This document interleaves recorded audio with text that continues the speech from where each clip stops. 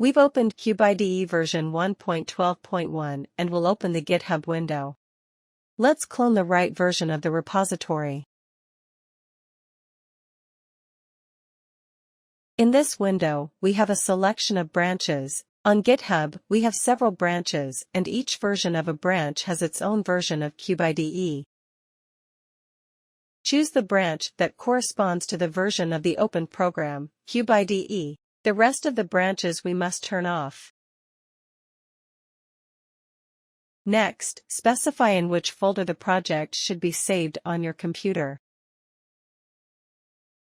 In the bottom right corner, you can see the cloning process. Here you can see the downloaded branch from GitHub version 3.50a. Open the programming window. And then File Open Projects from File System. Specify the newly downloaded project branch and click the Finish button. It will open the README file, which you can use to check the correctness of the downloaded project branch from GitHub. Once the project has been successfully cloned, it needs to upload to the STM32 board. Next, open the System View program. At the time of recording this video, the latest version of System View is 3.52a. And this latest version of System View I have installed. Note that when we investigated this question, the latest version of System View was 3.50. But this will not be a problem, everything works fine with System View 3.50. Let's run the System View program. Do all same steps I'm about will show to you. Here, Mark is shown in this window. And press Start. Here, press Accept. And System View started working. And look carefully at the overflow parameter. At the moment overflow is 0, and that's good. This means that there are no memory leaks at the moment. Let's open up our web interface. And we get immediately a warning window appears that there is an overflow. And look what we have.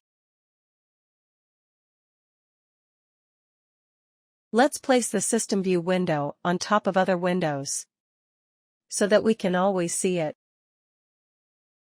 Now we start to jump from page to page and look carefully at the overflow parameter.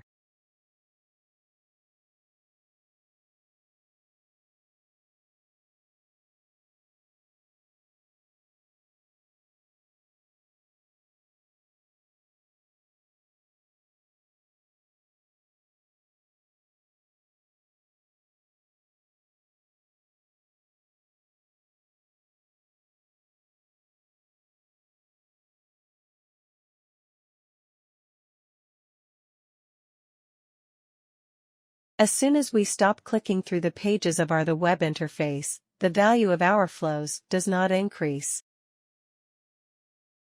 We will be very grateful to those who will explain to us how to use memory tracking in System View.